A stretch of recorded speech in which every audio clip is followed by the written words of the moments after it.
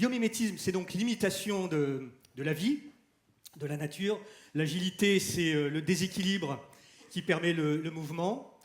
Je suis professeur de français dans un collège et j'essaie d'employer le biomimétisme et l'agilité pour enseigner de manière différente. J'essaie d'avoir un peu d'optimisme. Je suis comme Stewart Brand.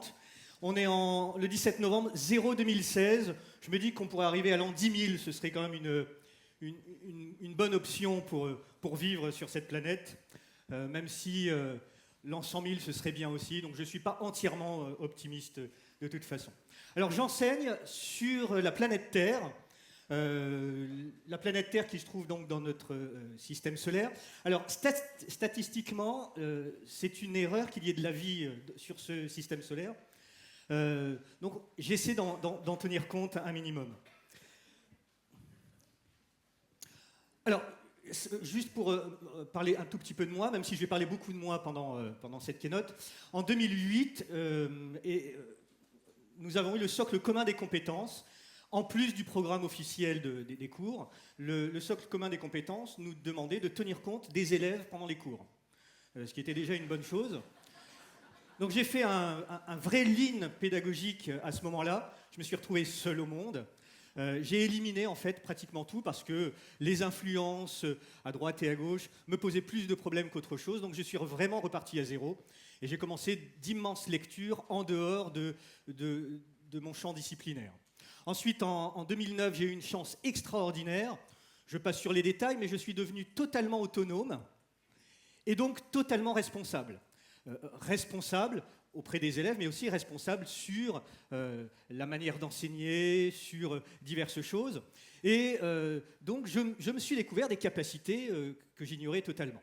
J'ai découvert le biomimétisme à peu près à cette époque, en 2010, lors d'un documentaire sur Janine Benyus qui expliquait justement comment le biomimétisme pouvait aider, notamment avec Takao Furuno, un agriculteur japonais qui a une manière d'exploiter son riz de manière extraordinaire, avec des canards et voilà. Et ensuite, en 2012, un soir de février 2012, en faisant une recherche sur Internet, je suis tombé sur les valeurs de l'agilité, et qui est pour moi mon Nelson et qui me permet mon Wilson, et qui me permet donc d'être un peu plus stable dans l'ensemble de ma pédagogie. En fait, quel est mon but ? Est-ce que je forme de futurs citoyens ? Alors, je ne forme pas de futurs professeurs de français, comme moi, ni de futurs profs de maths. Donc, ça m'a été très long et difficile de savoir, en fait, quel était mon véritable but face à l'ensemble des élèves que je vois chaque année. J'ai environ 105 élèves chaque année. Et finalement, j'en suis arrivé à une hypothèse qui était, pour l'instant, créer le moins de dégâts possible. 25 élèves en face de moi, ça peut faire des dégâts si je ne m'occupe pas de certains. Même chose pour les élèves qui arrivent forcément très rapidement à apprendre le cours. Je peux faire des dégâts si je ne m'occupe pas assez d'eux. Mais les dégâts ne sont pas uniquement présents dans la salle de classe. Quand j'ai fait mon lean pédagogique, j'ai aussi éliminé tout le numérique. Je travaillais depuis 2000-2001 avec le numérique, avec quelques élèves. Et j'ai aussi éliminé le numérique. Et je vais m'occuper surtout donc de l'interaction avec les différents élèves, de pouvoir dire leur prénom, essayer de m'occuper de chacun d'eux. Et ça va vraiment au-delà, c'est que je me suis rendu compte également que le numérique employait des enfants pour travailler en amont pour la fabrication des ordinateurs, par exemple. Même chose dans les mines, on emploie des enfants. Donc je me dis, est-ce que je vais empêcher ces enfants d'aller à l'école pour que mes élèves puissent employer du numérique ? Il y a peut-être d'autres choses à faire, peut-être plus intéressantes, que de mettre un enfant devant un ordinateur pour apprendre quelque chose et pour communiquer avec moi et les uns avec les autres. Même chose en aval, lorsque les ordinateurs sont obsolètes, eh bien, ce sont des enfants, par exemple ici au Ghana, qui vont s'en occuper, ou ici en Inde.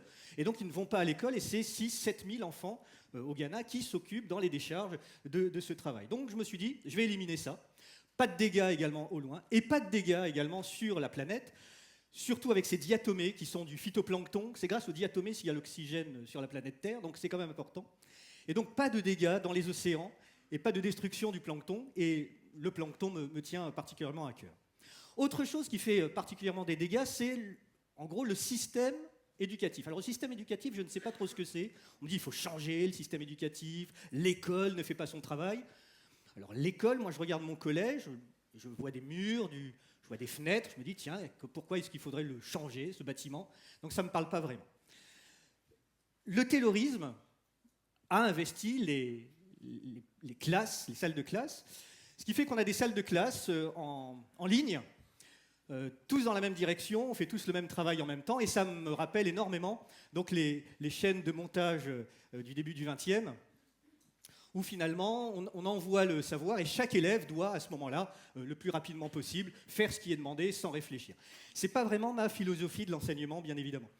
Mais c'est quelque chose qui est quand même récurrent. C'est que là, dans le courrier international, celui de début novembre, l'éducation, c'est la fabrique des citoyens. Alors le problème, c'est qu'on ne fabrique rien dans une salle de classe. Il n'y a pas de matière à produire. Il n'y a pas non plus d'énergie. Les élèves ne sont pas de l'énergie actuelle ou pour plus tard. Ce ne sont rien de tout ça. Il n'y a pas de fabrication. Et le petit dessin, je ne me retrouve pas ici. Je ne suis pas en train de bouger des rouages dans le cerveau des élèves pour faire ce que moi j'ai envie qu'ils deviennent. Donc ça, cette vision-là ne m'intéresse pas vraiment. Et j'en suis arrivé à cette hypothèse que, eh bien, finalement, la révolution industrielle qui a mené au taylorisme était basée sur la thermodynamique.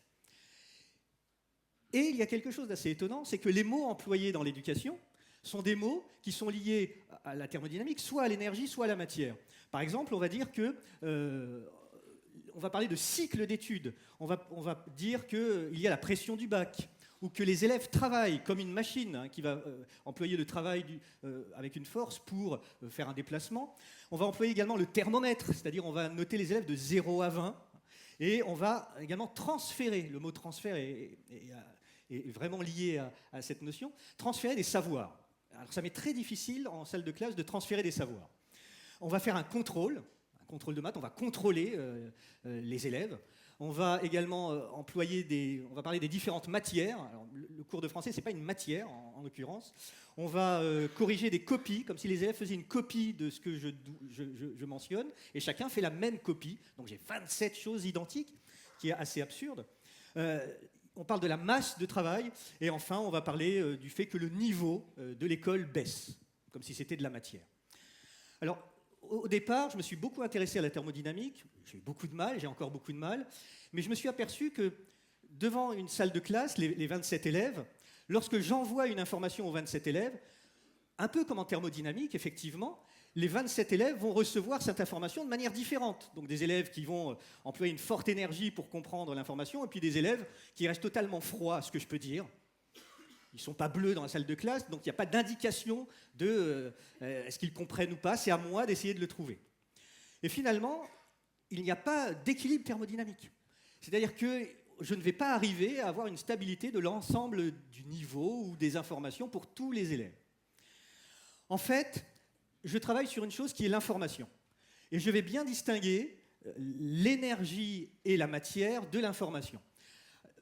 L'information, en fait, même s'il y a une déperdition de matière, il y a l'entropie avec l'énergie, l'information excessivement volatile, il y a des biais cognitifs, il y a des oublis, les élèves sont sensibles à l'abondance d'informations, ce qui pose également un gros problème. Ce qui fait que là aussi, je vais créer le moins de dégâts possible. Donc je vais être très frugal pour l'énergie et la matière, donc très peu de matière, j'emploie beaucoup de papier, de carton, de choses comme ça, pour essayer de faire en sorte qu'ils apprennent. Et je vais être au niveau de l'information, avoir une information très diversifiée pour essayer d'être en accord avec les 25 ou 27 élèves qui sont devant moi. Alors le mot management m'intéresse énormément. Le management, d'après les recherches que j'ai pu faire, il est apparu au XVIIIe siècle aux États-Unis, et le mot management était d'abord présent dans les écoles, dans les maisons, dans les fermes, puis après dans les hôpitaux et dans les centres équestres, avec le manège dans le centre équestre. Et après, 19e siècle, il a été repris dans le monde industriel et il était lié au profit. Mais au préalable, le mot management employé à la maison, c'était simplement prendre soin. Prendre soin des individus, prendre soin de la nourriture, prendre soin de l'eau. Il fallait justement faire attention. Dans les hôpitaux, on prenait soin des différentes personnes qui n'étaient pas capables de pouvoir être autonomes. Alors finalement, pour moi, le management, même si pour certains collègues ça peut faire peur ce mot, le management c'est l'entreprise, le profit, etc. Je me demande où est-ce qu'ils vont acheter leur pain, dans quelle boutique étatique. Le management, c'est de la pédagogie pour adultes, en gros, puisque la pédagogie, finalement, c'est du management pour enfants. Et on a un même objectif qui est basé sur la même chose, qui est coder de l'information, organiser de l'information. L'information, c'est ce qui va permettre une réaction. S'il n'y a pas de réaction, c'est que l'information n'est pas passée. Donc cette réaction qui permet cette action et donc qui permet effectivement d'avoir une création par la suite. Alors le système éducatif, j'en ai parlé tout à l'heure, pour moi le système éducatif, ça commence par une chose, c'est un adulte et un enfant. Voilà, je suis donc un système éducatif, à moi tout seul, lorsque je parle à un enfant. L'enfant, lui, génétiquement, il est lié à son environnement, il est également lié à ses parents, je ne peux rien faire sur son ADN, je ne peux pas changer ses parents, même si parfois j'ai envie parce que c'est quand même difficile. Mais également dans la salle de classe, l'élève est lié à un autre. Donc là, ça devient véritablement complexe. Lui-même a ses parents, etc. Ils doivent apprendre, eux, à discuter ensemble, à se donner des informations les uns les autres. Ils vont également être liés aux lectures qu'ils font ou qu'ils ne font pas. Ils vont également être liés à l'établissement scolaire dans lequel ils sont. L'établissement scolaire, eh bien, va donner une couleur aux élèves, va donner une couleur à mon cours. Est-ce qu'il va être intéressant ou plus ou moins si je le fais dans cet établissement ou dans un autre? L'élève va également être lié à son quartier, à sa ville, mais également à la planète. J'ai l'intuition que ce qui se passe sur l'ensemble de la planète a une légère influence sur chacun des élèves. Mais il y a d'autres influences dans la salle de classe qui sont énormément de choses en fait. Si je prends par exemple les parents, si je prends les disciplines, le quartier, l'établissement, même les horaires qui est noté tout en haut, l'enfant n'est pas le même le lundi de 8 à 9 en cours de français et le mardi de 11 à 12 en cours de maths. C'est pas le même du tout. Donc il y a une influence qui va se modifier en fonction de chaque enfant. Ce qui veut dire que mon système éducatif, quand je parle à un enfant, ne peut pas être transféré à un collègue. Si moi j'ai des idées, le collègue, s'il applique mes idées, ça ne va forcément pas fonctionner. Car il y a énormément de paramètres à prendre en jeu. Ces paramètres à prendre en jeu, je n'ai aucune influence sur ces paramètres. Mais il ne faut pas que je les élimine. En 1960, Mao avait décidé donc d'éliminer des espèces vivantes qui posaient problème, notamment les moineaux. Donc pendant 3 jours, tous les Chinois ont fait énormément de bruit, ça fait que les moineaux ne pouvaient pas se poser, et donc absence de moineaux totale dans toute la Chine. Alors dans quel but éradiquer les moineaux? Eh bien parce que les moineaux mangeaient le riz. Pas beaucoup quand même, hein, pas énormément, mais ça posait un problème. Donc plus de moineaux, on était sauvés. Sauf que plus de moineaux, énormément d'insectes, forcément, qui ont dévoré des tonnes et des tonnes de riz, ce qui a donné plusieurs millions de personnes mortes de famine. Donc si on élimine un tout petit élément, un moineau, on va créer des dégâts énormes. Alors la vie, biomimétisme, la vie. Alors la vie, est-ce que c'est une erreur? Est-ce que le fait qu'il y ait de la vie sur cette planète dans le système solaire, est-ce que c'est une erreur statistique? Est-ce que c'est un échec finalement que la vie soit là? Alors est-ce qu'un escargot est une erreur de la nature? Alors quand je présente les escargots aux élèves, je dis c'est un monstre. Regardez, c'est un monstre effrayant. Alors non, il n'y a rien d'effrayant, mais est-ce que c'est une erreur, cette chose-là? Est-ce que la queue du paon, cette espèce de faisan, est une erreur? Parce qu'avec cette queue immense, eh bien, les prédateurs peuvent totalement le dévorer. Il n'a pas la capacité de s'enfuir de manière facile. Est-ce que la trompe de l'éléphant est une erreur? Ou est-ce que ce singe, qui est un paresseux, est une erreur? Voilà, un singe, un pauvre singe, c'est quand même terrible. Et donc je me dis, il faut absolument changer certaines choses, et donc je vais passer de la révolution industrielle à peut-être une évolution informationnelle. Je vais changer le taylorisme par l'agilité, et enfin je vais donc ne pas utiliser la thermodynamique, même si ça peut être pratique, et je vais l'employer avec le biomimétisme, et notamment la cellule eucaryote. Alors je me suis basé sur la cellule eucaryote, et je me dis, l'information est contenue dans l'ADN, c'est mon programme, c'est le stock. Et les élèves, ce seraient comme des ribosomes, ou des ARN polymérases qui vont prendre cette information, ou une partie de cette information, pour avoir une réaction. C'est ce que je fais dans la salle de classe. J'ai donc mis la salle de classe comme une cellule eucaryote. Non pas en rangée, mais j'ai placé l'ensemble des salles des tables en cercle. Donc les élèves se voient les uns les autres, ils ne sont pas juste face à moi. Et toutes les informations, tous les manuels scolaires sont placés au centre. Le but des élèves, c'est de se lever, quand ils ont envie, et d'aller chercher une information pour pouvoir la coder, la décoder et en faire quelque chose. Quand je n'ai pas de bureau à attitrer, en fait, ma place est devant chaque élève partout. Et quand un élève me pose une question dans cette configuration, il m'arrive de demander, de plus en plus souvent au fil de l'année, qu'un autre élève puisse y répondre. Et les élèves ici ont 2 voisins ou 3 voisins. Et c'est là une des valeurs de l'agilité qui me semble importante, c'est les individus et leurs interactions, plus que les processus et les outils. D'abord, on commence à parler les uns les autres, à communiquer. Ça me semble primordial. Les uns les autres, c'est pas juste m'écouter pendant 1 heure, faire un petit exercice. Alors, ce qui est très pratique avec la salle en cercle, c'est que tout d'un coup, on peut faire des petits groupes. Donc, de manière fractale, j'ai 7 cellules eucaryotes et je recrée 5 ou 6 cellules eucaryotes, 5 ou 6 classes, avec des individus pris au hasard. Ils sont placés là, et puis ils vont discuter ensemble à décoder à nouveau de l'information. Et là aussi, je peux intervenir auprès de chaque enfant, et donc je peux être un collaborateur. C'est bien la collaboration, cette fois-ci, formateur-apprenant. Beaucoup plus que des négociations. Il faut que tu travailles, pourquoi tu ne travailles pas, dans quel but, est-ce que tu ne fais rien, etc. Là, le fait qu'ils soient ensemble, j'arrive à 100% de réussite sur la mise en pratique et la mise en travail, puisque c'est le mot employé, pour les différents élèves. Alors, à propos de l'information, je suis en train de découvrir l'information. Un livre est paru en biologie, écrit par Pierre-Henri Gouillon, sur l'information, le fil de la vie. L'information, donc je débute un petit peu et j'ai bien l'intuition, l'impression, c'est une hypothèse, que mon travail doit se faire ici. L'information, c'est d'abord quelque chose qui est immatériel, nous dit Pierre-Henri Gouillon. C'est totalement inerte, donc ni matière ni énergie.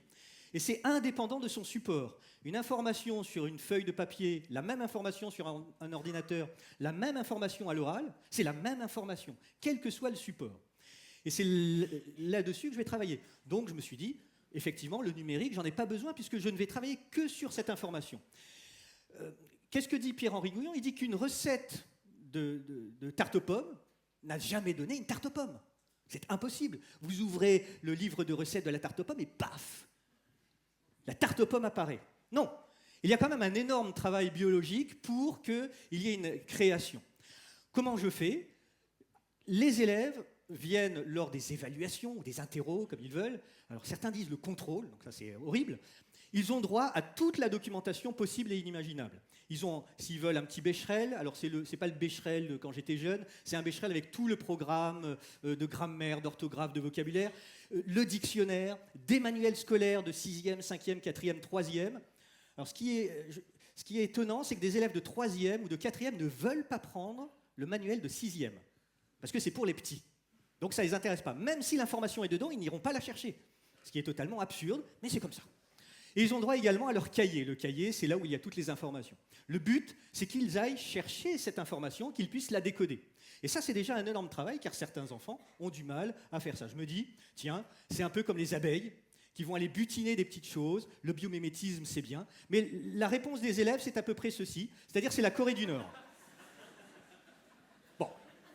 Donc, comment lutter contre la Corée du Nord? Je ne sais pas encore. Donc, mon gros problème, en fait, il est là. Il est ici. Comment je peux faire? Alors, je vais distinguer plusieurs choses. Je vais distinguer l'enfant de l'information. L'information est externe à l'enfant, dans un premier temps. Mais de l'enfant, je vais distinguer également l'élève. Ça, c'est extrêmement important. Et l'activité va se trouver auprès de l'élève.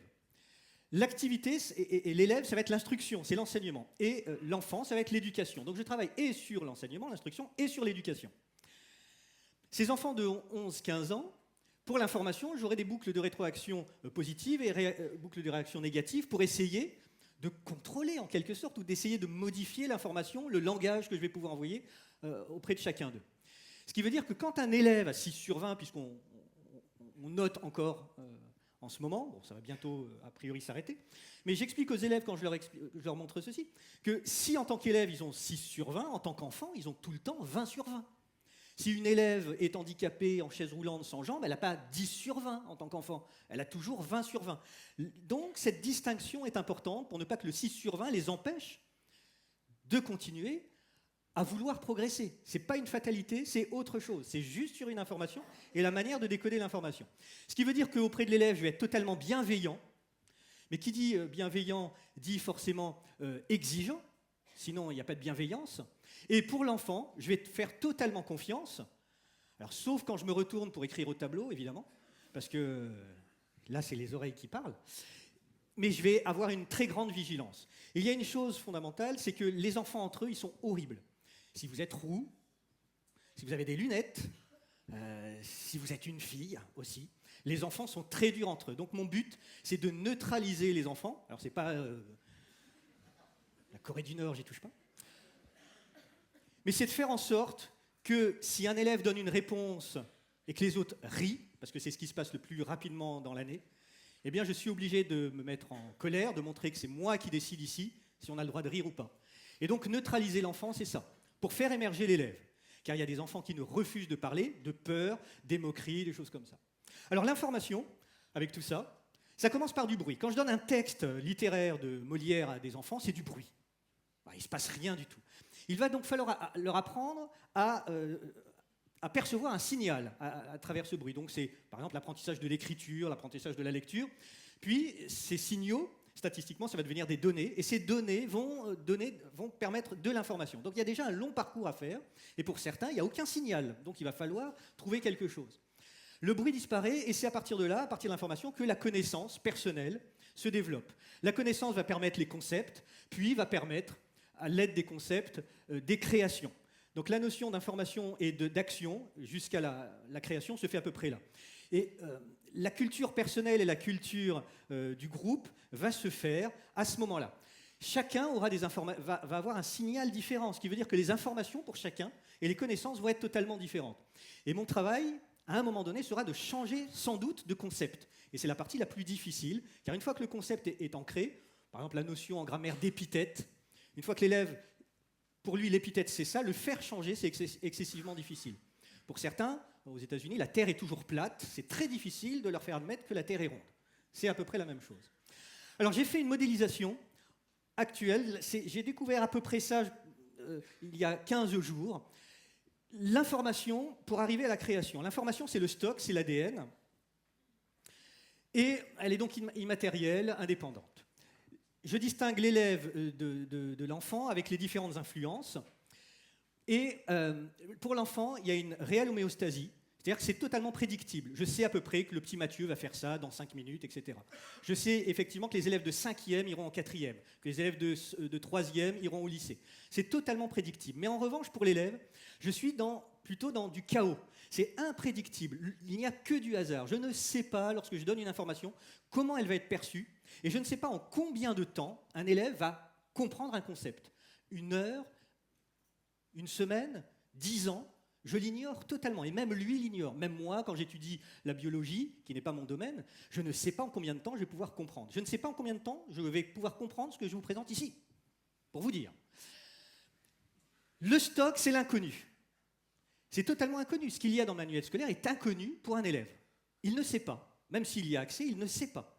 Ce qui veut dire qu'en flux tiré, face à une contrainte, est-ce que l'élève va aller chercher dans le manuel scolaire l'information? Pour l'instant, je ne l'ai jamais vu. J'ai fait des tests dans la salle de classe, j'ai attendu longtemps, et il n'est jamais venu. Effectivement, zai.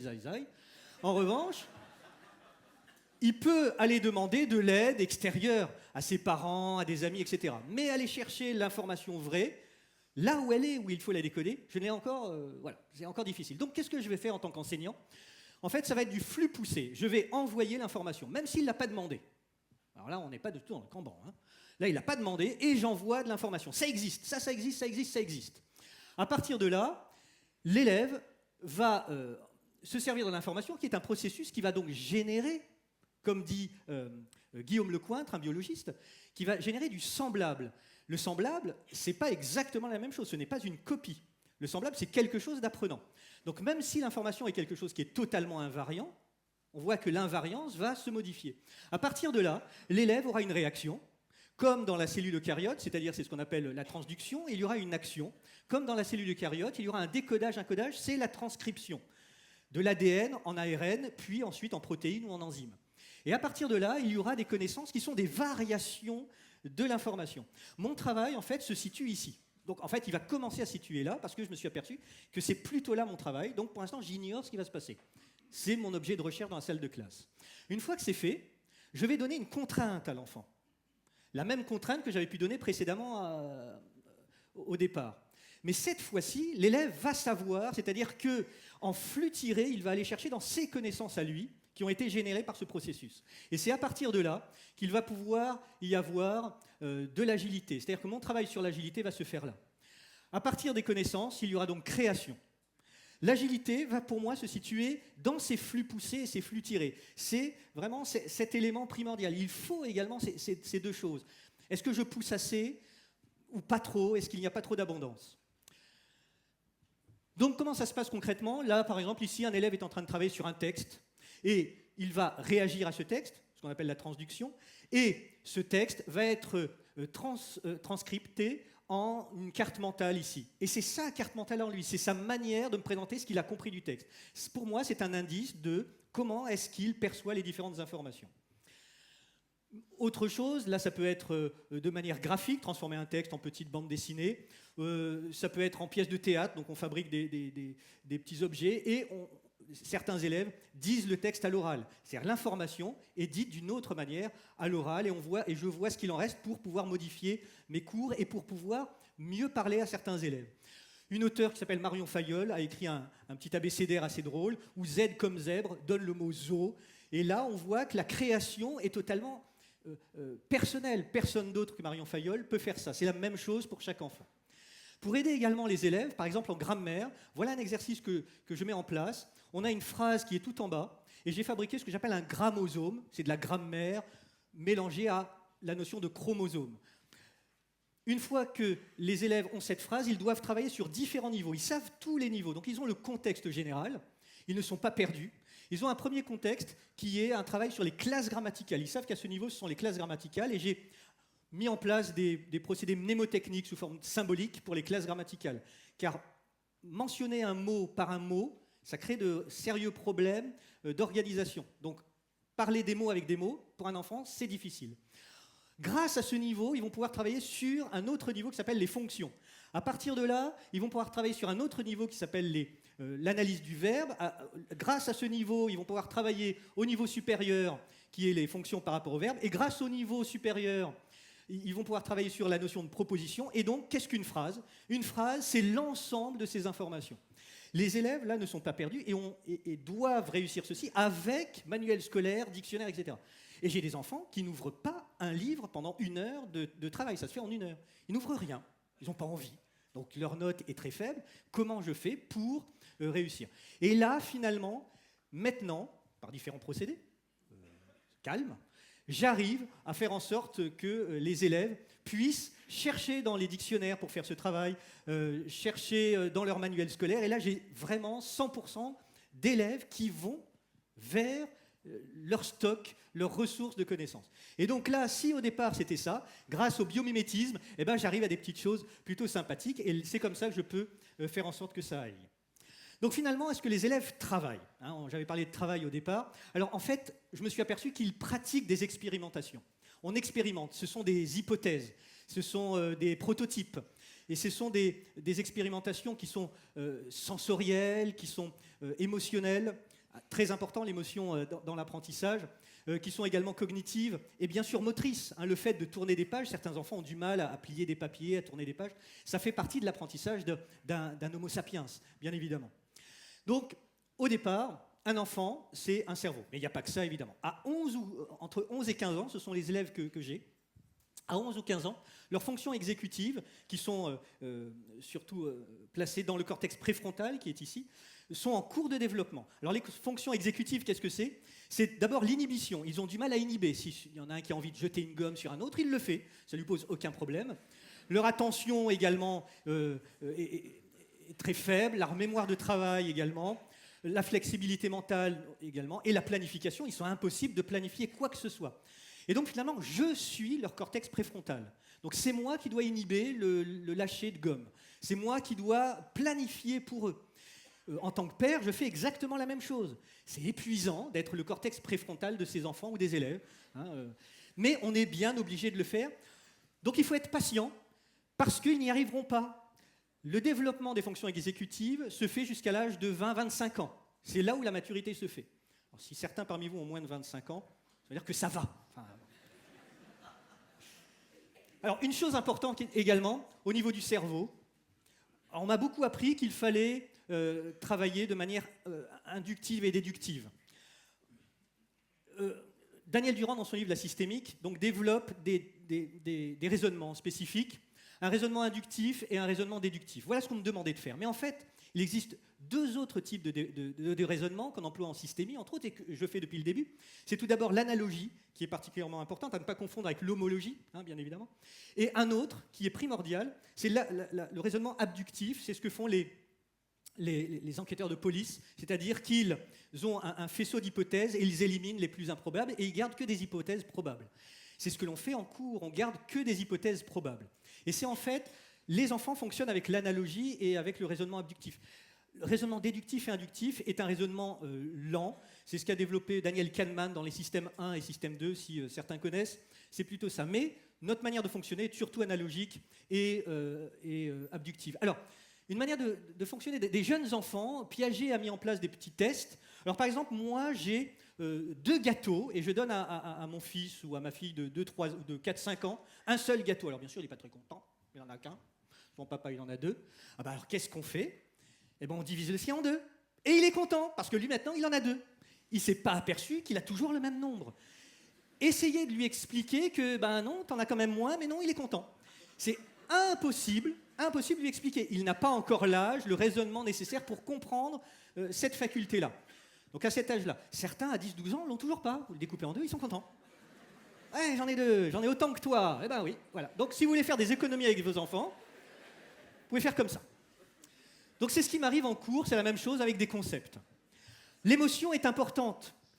Au lieu de... Alors je me mets en colère évidemment à certains moments, mais j'emploie de manière très douce des petits smileys, comme ça les smileys se taire, etc., le smiley récompense. Donc j'avais une élève qui parlait énormément, elle avait pratiquement à chaque cours le petit smiley se taire, et au bout d'un moment ça a fait son effet. Voilà. Donc elle est contente, et quand il y a un petit smiley un peu négatif, quand ça se passe bien, je rajoute le petit smiley positif de manière discrète. Les élèves ont horreur d'être pris pour cible devant toute la classe, comme tout le monde, je crois, de toute façon. Et donc, j'essaie de communiquer de manière très discrète avec ces petites choses. Et des élèves qui n'ont aucune attention, des grandes difficultés attentionnelles, je leur mets une petite flèche, un petit spin, pour leur dire, voilà, s'il faut regarder dans cette direction-là. Voilà. Et ça les aide. Ils sont contents. Alors bien sûr, je me mets en colère, et en tout début d'année, j'emploie le papier de colère. Alors le papier de colère, c'est simple, c'est pratiquement les premières heures de cours. Le papier de colère est affiché dans la classe, et je leur explique que même si l'homme de la pampa, souvent rude, reste toujours courtois, eh bien, si cet exercice commence à vous poser problème, eh bien vous prenez un papier de colère, parce qu'il y en a marre, vous prenez le papier de colère, vous le déchirez, et vous l'envoyez le plus loin possible. Et alors il me regarde en début d'année comme ça, il dit, oula, lui, il est pas net quand même. Pas net. En fait, j'anticipe. Il m'est arrivé une chose, c'est qu'un élève en début d'année assez grand voulait se battre avec un autre d'entrée dès le début de cours. Alors je suis allé vers lui et je lui ai dit, tu veux un papier de colère ? Et alors il s'est mis à rire, il est allé s'asseoir sans problème. Et puis, même chose, une élève à qui je dis, arrête de parler un petit peu. Oh, je parle pas. Bon, tu veux un papier de colère ? Et ça l'a calmé tout de suite. Donc c'est juste de l'anticipation. Et c'est important dans une salle de classe de savoir anticiper et de mettre des outils. La salle de classe, parlons-en. Une classe, tous les élèves sont regroupés par âge. Alors j'ai des élèves de 5e, donc de 12 ans, qui sont nettement plus performants que des élèves de 3e, donc de 14 ans. Mais c'est pas grave, on les laisse ensemble.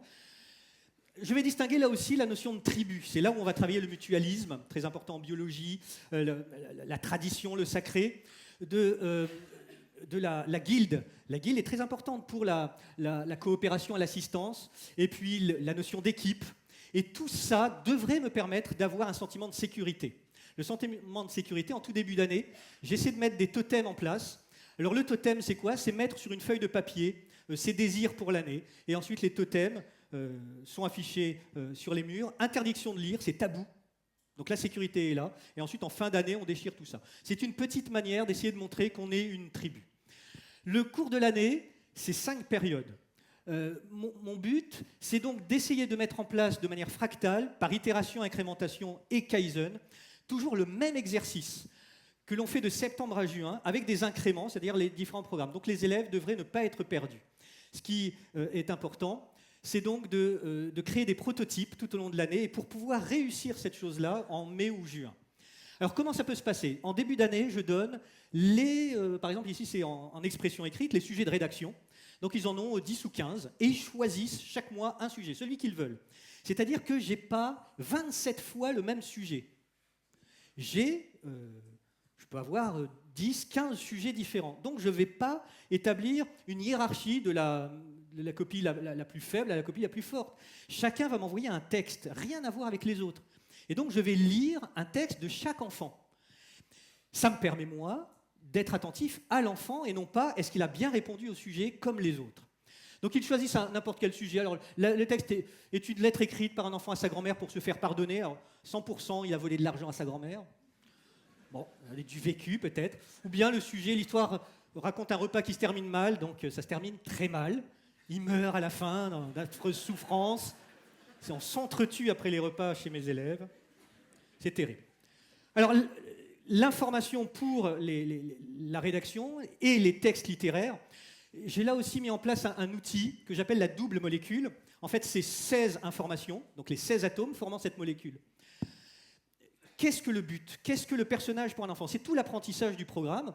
Et donc, avec la méthode des loci, c'est-à-dire la méthode des lieux qu'employaient les Grecs anciens pour se souvenir d'un texte, puisque rien n'était écrit, eh bien, ils savent que ici, dans cette place-là, ça va être la notion de comparaison. Et on va essayer de travailler la cause, le but, l'objet, la manière et moyen. C'est très complexe pour un enfant de comprendre la différence entre la manière et le moyen. Et avec tout ça, juste une petite anecdote, la question pourquoi, j'essaie, enfin il me semble que j'y arrive, de ne pas poser la question pourquoi. La question pourquoi entraîne comme réponse soit la cause, soit le but. Si un enfant vous dit pourquoi il pleut, vous lui répondez parce que les nuages, donc la cause. Pourquoi les nuages? Voilà, parce que l'évaporation. Ah, pourquoi l'évaporation? Parce que... Donc on ne s'en sort plus. Donc si vous dites pourquoi est-ce qu'il pleut, vous dites pour que les fleurs poussent, donc le but, eh ben, il n'a plus rien à dire. Il a sa réponse, il est content. Le but est particulièrement important. Anecdote, un élève qui ne venait jamais en cours, ou très peu, je lui dis mais dans quel but tu ne viens pas en cours? Bon, il ne comprenait pas ma question, déjà. Dans quel but je vais... Et puis il vient me voir à la fin de l'heure, il me dit mais c'est à cause de ma... Non, je ne te demande pas la cause, parce que je savais il répondait toujours cette cause-là. Donc s'il y a une cause, il avait raison de ne pas venir. Le but, alors, il ne trouvait pas, donc je lui ai dit écoute, dans quel but on vient au collège? Il me dit pour apprendre. Alors, je lui ai dit donc dans quel but tu ne viens pas? Et c'est lui qui l'a dit, il a dit pour ne pas apprendre. Et il s'est trouvé tellement bête avec cette réponse, en fait, qu'il est venu ensuite, pendant 4-5 mois, puis après, d'autres choses sont venues. Donc c'est vraiment très important. La question pourquoi, qu'est-ce qu'on attend comme réponse? Donc plutôt demander dans quel but ou à cause de quoi. Donc les élèves ont cette double molécule, voilà, donc ils remplissent eux-mêmes dans les bonnes cases, donc c'est tout le travail qui se fait pendant les 10 mois. Et une fois que c'est fait, donc 2 par 2, ils vont raconter oralement le texte. Avant de me l'écrire, ils vont se le raconter à l'oral. Et l'autre élève va être le garant de la réussite de l'autre élève. C'est vraiment une interaction très forte. Ça ne marche pas très très bien, évidemment, ils ont 12-13 ans, l'interaction, ils se moquent un peu si l'autre va rater, mais c'est déjà le début, c'est déjà un début bien évidemment. Et il peut m'arriver aussi de leur dire, vous échangez en début d'heure vos doubles molécules et vous racontez l'histoire de l'autre en lisant la double molécule. Et donc vous allez découvrir de nouvelles idées que vous pourrez m'écrire. Ensuite, le travail préparatoire se termine et ils écrivent leur texte. Une fois que le texte est écrit, soit je le rends rapidement, soit je le rends très longtemps après, pour qu'ils aient oublié leur texte, qu'il n'y ait plus l'émotion du texte, qu'il reste que l'écriture et les notions. Et je leur donne une grille, et ils remplissent point rouge, point vert, là où ils ont réussi ou ils ont raté. Et le but, de manière itérative, à chaque travaux, c'est de se dire, tiens, j'ai un point rouge ici, et je leur dis, qu'est-ce que tu veux réussir la fois prochaine, au numéro 3 ou au numéro 4 ? Et c'est eux qui décident de réussir une chose. Tout réussir, avoir que des points verts, je n'ai encore jamais vu. C'est l'exercice le plus complexe à faire au collège, hein, cette notion d'expression écrite. Mais c'est eux qui se prennent en charge, donc, sur ce travail. Et c'est bien là une des valeurs de l'agilité qui sont des créations opérationnelles. Alors, je ne fabrique pas de logiciel, mais c'est bien des créations, dans le sens information, réaction, action, création, plus que des connaissances exhaustives. Et généralement, quand je leur rends leur texte, à 90%, j'écris « j'adore votre texte »,« j'aime votre texte ». Et c'est sincère, parce que leur texte est unique au monde, personne d'autre ne l'a écrit. Et c'est ça qu'on essaie de transmettre aux enfants, c'est ce plaisir d'écrire. Donc c'est donc un processus, j'ai envie de dire, adaptatif très lent, l'apprentissage. Et c'est bien l'accompagnement du progrès, beaucoup plus que la recherche de la réussite. Je ne cherche pas à ce qu'ils réussissent. Je vais perdre beaucoup d'énergie à me battre pour que « tu ne réussis pas ». Et quand je parle du progrès, parce que quelqu'un sur Twitter m'avait dit « progrès, c'est de mieux en mieux », je lui ai dit « non, le progrès, c'est faire différent de précédemment ». C'est ça le progrès. Si tu fais de mieux en mieux, c'est peut-être de mieux en mieux en pire, pour la planète par exemple. Non, c'est bien faire quelque chose de différent, c'est bien le plus difficile, c'est ce changement-là. Donc les élèves, lorsqu'ils sont en groupe, ils butinent, voilà. Ils sont les uns avec les autres. Alors le problème, c'est qu'on forme une bonne tribu ensemble, mais dès qu'ils sont en groupe, les autres, ce sont les ennemis. Alors c'est l'homo sapiens, c'est comme ça, on n'y peut rien, on ne va pas le changer. Donc qu'est-ce que je fais ? J'envoie un chrono, je leur dis, vous avez 1 minute, comme les abeilles, pour aller butiner de groupe en groupe, et là, ça marche. Hein, dès qu'on joue, effectivement, tout se passe bien sur la coopération. Quand les élèves sont en groupe, donc ils sont toujours avec les mêmes, et forcément, ils ne vont pas toujours rester avec les mêmes, les élèves vont être dispatchés, vont être mélangés et ils vont entendre d'autres informations données par d'autres individus. Le but, c'est vraiment de se mélanger, de ne pas rester toujours dans le même groupe. Faire différemment. Et ça permet de faire différemment parce que le stock d'informations est inconnu. Donc on ne sait pas ce qui peut se passer et il faut pousser les informations et ça permet de le pousser. Donc je ne suis pas le seul à pousser les informations. Alors l'homo sapiens, pourquoi est-ce que je pousse ? Parce qu'on a fait une expérience, une anthropologue a fait une expérience avec la boîte noire avec des chimpanzés et des homo sapiens. Une boîte noire avec tout un processus. Il fallait taper sur la boîte noire, en haut, faire tout un tas de manipulations, ensuite en bas, et quand on tirait une petite languette, on avait une friandise. On montre au chimpanzé, le chimpanzé fait la même chose. On prend un homo sapiens, l'homo sapiens fait la même chose. Boîte noire. Et ensuite, on prend une boîte transparente. Le chimpanzé, il n'est pas bête. Il a bien vu qu'en haut de la boîte, tout ce qu'on faisait, ça n'avait aucun intérêt pour avoir la friandise en bas. Donc quand il voit la boîte blanche, il ne s'occupe pas de ce qu'il faut faire au début, il va directement chercher la friandise. L'homo sapiens, il voit bien qu'il n'y a aucun rapport entre le haut et le bas, mais ça ne fait rien. Il continue à faire ses petites manipulations en haut, tout ce qu'il fallait faire, et ensuite en bas, il va récupérer sa friandise. Alors ce serait une hypothèse sur la notion de culture, qui est la transmission, justement cette transmission des connaissances, qui permet de faire toujours la même chose, et ce qui pourrait peut-être nous différencier du singe. Mais l'imitation, elle est du côté de l'homo sapiens, et elle est primordiale. Il faut que mes élèves m'imitent. Il faut qu'ils imitent les autres pour pouvoir engranger des informations. Donc qu'est-ce qui se passe quand je travaille avec un Kanban ? Les élèves, là, ici, sont par deux parce qu'ils découvrent un tableau à double entrée qu'ils ont appris en CM2, 6e ou 5e. Ça, c'est des élèves de 4e ou 3e. Et donc, ils ont encore du mal avec cette notion. Donc, la notion de les faire intervenir corporellement sur ce tableau est important. Et donc, ici, ils sont en train de discuter à deux. Et ce qui est primordial dans mon Kanban, c'est que j'ai rajouté la partie test et en train d'améliorer. Puisque en train d'améliorer est écrite, donc ils vont se dire, ok, je vais pouvoir refaire le travail. Si on leur dit, tu as fait le travail, il faut que tu le refasses, ils n'ont pas envie. Mais puisque c'est écrit, ils vont le faire. Donc pour ça, le Kanban, pour moi, est très, très pratique. Autre Kanban, pour amuser les enfants, ils avaient 16 informations à donner. Ils partaient du bonhomme qui avait une émotion un peu en colère, triste, et il fallait aller vers le bonhomme. Et ils voulaient absolument, vite, le plus rapidement possible, quitter l'environnement de départ. L'émotion est vraiment primordiale. Autre chose, avec le travail en groupe et le Kanban, les élèves passent leur temps à discuter. Je leur dis, bon, il faudrait écrire maintenant. Non, ils discutent, c'est important, etc. Donc j'ai mis en place des petits véhicules. Quel est le véhicule qui va arriver le premier à la fin du Kanban ? Le vélo hollandais, c'est mon vélo. J'ai un vélo comme ça. Donc là, ils ont le vélo du prof. S'ils arrivent à la fin, c'est terrible. Donc le groupe 4, donc je me dis, tiens, ça, c'est le groupe 4, on va lui redonner ça parce que c'est des gens qui travaillent de manière plutôt calme. Donc on va les booster un peu et je leur mets mon vélo et ils travaillent vite. Bon. Et donc, le but, c'est d'arriver le plus rapidement possible. Et à la fin, il y a aussi ces petits éléments de jeu. En fait, une salle de classe, ça doit être forcément un espace d'insouciance. D'abord, l'insouciance, c'est-à-dire qu'il n'y a aucun souci, on ne prend aucun risque.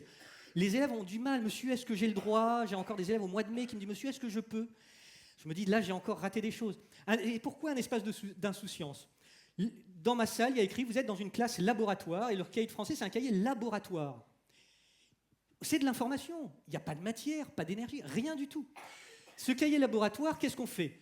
C'est que les erreurs ne sont que des incidents. Alors, le mot erreur, est-ce que je le garde? Le mot erreur, le droit à l'erreur, mais le mot erreur me gêne. Donc, je préfère parler d'incidents. Et ces incidents sont des tentatives d'adaptation à des contraintes. Pas de contraintes, pas d'apprentissage. Et ces tentatives d'adaptation sont les apprentissages. Ça, c'est particulièrement important. Je travaille au hasard, et les enfants aussi travaillent au hasard. Et donc, je me dis, à un moment donné, il faut lancer un défi au hasard, et je vais étudier, et je vais employer le hasard pour contrer le hasard. Alors, par exemple, les élèves doivent travailler le participe passé, l'infinitif. Ils sont cuisinés, ils ont cuisiné, ils peuvent cuisiner. Comment ça s'écrit? Donc, les travaux que je fais, eh bien, va dans ce sens, et c'est très très long pour des enfants. Certains n'y arrivent pas en 10 mois. Et je fais cet exercice pratiquement chaque semaine. Bon, les réponses sont là. Si certains avaient des doutes. Alors les élèves, ils mettent au hasard. C'est trop compliqué, ils mettent au hasard. Okay. Bon, vous voulez mettre au hasard, donc on va employer le hasard, donc je leur donne des dés. Alors tous les dés, 12 €, donc là, et puis je peux les garder toute ma vie. Donc qu'est-ce qui se passe? Au tableau, j'affiche la petite liste. Si vous faites 1, c'est ER. Si vous faites 2, c'est E. Si vous faites 4, c'est EE. Allez. Et je dis, elles ont mangé. Tout le monde lance le dé. Bon, ils écrivent, ils sont contents. Et donc, il y a 2 colonnes. Une colonne, c'est le dé qui a choisi, donc le hasard. Et maintenant, la colonne de droite. Est-ce qu'ils sont d'accord avec le hasard? Et là, ils doivent se poser des questions. Là, ils ne doivent plus répondre au hasard. Est-ce que le hasard a raison? Et là, ça pose un vrai problème. Là, c'est une vraie contrainte. Et même avec ça, certains ont encore du mal. Donc, puisqu'ils ont du mal, le hasard gagne. Donc ça, c'est assez rare. Ça, c'est une élève qui a eu 6 sur 10 en hasard. Et elle a eu 2 sur 10. Bon. Et alors là, je vais vers elle. Et je lui dis, tu veux un papier de colère ou pas? Parce que le but, c'est quand même ça. Il faut de la colère. Quand j'enseigne, je suis tout le temps en colère. Je crois que c'est pour ça que je progresse. Mais elle repart avec son 2. Elle ne repart pas avec le 6, évidemment. Alors, Alors, essayons d'anticiper. Donc, on a fabriqué un arbre décisionnel. Alors, il faut aussi apprendre, donc il faut encore passer du temps à apprendre à se servir de l'arbre décisionnel. Pour certains, c'est très complexe. Et donc, ils ont le droit aussi à l'arbre décisionnel pour savoir s'en servir. Et même avec ça, c'est encore difficile. C'est vraiment un travail de très très longue haleine, très très long. J'essaie de ne pas travailler que dans la salle de classe, si possible. Et donc, j'ai mis en place, depuis le mois de mai, j'ai fait des tests en mai, juin avec Slack. Donc, les élèves, à peu près, je crois que c'est à peu près 85% des classes qui ont installé Slack. Ça ne marche pas à 100%. Et donc, je développe là aussi sur Slack des plis QCM. Et j'ai développé différentes rubriques. Donc, j'ai externalisé la salle de classe. Donc, pas d'ordinateur, si, évidemment. C'est pas parce qu'il y a des soucis planétaires que je vais faire en sorte de ne pas employer. Donc, j'ai développé différentes colonnes. Et l'intérêt, c'est surtout pour les élèves qui sont absents des cours. Et là, il fonctionne en autonomie. C'est-à-dire, quand un élève est absent, il demande les cours de maths, français, histoire. Et les autres élèves photographient leur cahier, mettent la photographie du cours, et l'élève qui était absent a le cours comme ça. Donc c'est aussi apprendre à photographier son cahier, c'est quand même un peu complexe. Certains photographient comme ça, donc on voit bien les premières lignes, et puis la fin, c'est complètement flou. Donc il y a tout ce travail-là, et aussi apprendre à bien écrire dans son cahier, parce qu'un jour, on va devoir le photographier pour quelqu'un d'autre. Donc c'est pas non plus que pour soi. On est vraiment ici dans un travail de vraie coopération et de collaboration. Donc ici, c'est une classe, la 5e 3, c'est une classe de 25 élèves. J'en ai que 13 qui ont participé à cet exercice. Donc là aussi, même seuls chez eux, même un petit QCM, le travail à la maison, inévitablement, c'est le point le plus difficile. Et c'est ce qui va faire les immenses écarts entre les élèves. mais c'est un écart tout à fait normal. Bien évidemment, tout ce qui est mis en place est fait à l'aide du programme. Alors le programme, c'est un plan que je dois suivre, établi de manière hiérarchique, de la gauche vers la droite et de haut en bas. Et une des dernières conférences de Guillaume Lecointre, biologiste, quand il parlait du plan d'organisation des espèces, c'était plutôt de parler de carte d'organisation, enfin d'une carte. Et donc j'ai transformé, avant qu'il le dise, j'ai transformé le programme officiel pour moi en une carte. Donc j'ai fait exactement ce que font les élèves finalement. J'ai l'information ici, je me la suis accaparée sous forme d'une carte. Donc il n'y a plus de hiérarchie. Je peux entrer n'importe où dans la carte et aller chercher n'importe quel point du programme. Car je dois absolument respecter le programme, et tout le programme, et aller même au-delà du programme, c'est-à-dire faire en sorte que les compétences de chaque enfant puissent progresser. Et ce qui est intéressant, c'est que, en fait, une carte, l'année dernière, j'avais loué un véhicule avec un GPS. Je ne connaissais pas trop les GPS, je suis plutôt habitué aux cartes papier. Et je me suis dit, mais c'est bien le GPS, mais si je conduis en regardant que le GPS pour aller je vais avoir un accident. Il faut que je regarde aussi la route. Parce que la route, elle, c'est ce qui est aléatoire, c'est ce qui est chaotique. Le plan, je peux voir très loin, mais il n'y a aucune voiture. Et en fait, j'ai deux choses. J'ai donc le GPS qui est mon programme, et j'ai également l'élève. Et je dois trouver l'équilibre entre les deux. Et en fait, il n'y a pas d'équilibre. C'est un constant déséquilibre qui permet justement ce mouvement et donc cette adaptation pour les élèves, mais également pour moi, car j'apprends autant que les élèves lorsqu'ils travaillent. À chaque heure de cours, je leur donne quelque chose de nouveau. Donc ils sont tout le temps en difficulté finalement. Donc mon rôle, ce n'est pas de les mettre davantage en difficulté, c'est de les mettre en difficulté et de les aider à ne pas être trop en difficulté. Et c'est la quatrième valeur de l'agilité, c'est-à-dire l'adaptation au changement plus que le suivi d'un plan. Je suis fonctionnaire de l'État, j'appartiens à l'école publique, liberté, égalité, fraternité. Et finalement, la liberté, c'est quoi ? La liberté, pour moi, dans une salle de classe, c'est permettre aux enfants d'avoir du choix. L'égalité, c'est ce que j'essaie de faire, c'est la diversité des moyens de communication. Plus il y a des diversités des moyens de communication, je vais pouvoir toucher n'importe quel enfant. Ça peut être du découpage, des Legos, des petits dessins, du mime. Et la fraternité, c'est bien ce mutualisme, la coopération et la collaboration. Et cette collaboration va permettre le choix. Et je me demande, est-ce que c'est ça qui va permettre la confiance en soi pour les enfants et la responsabilisation ? Ça reste qu'une hypothèse. Et je voudrais terminer par cette phrase de Romain Gary dans Gros câlin : « La vie est une affaire sérieuse à cause de sa futilité ». Je vous remercie.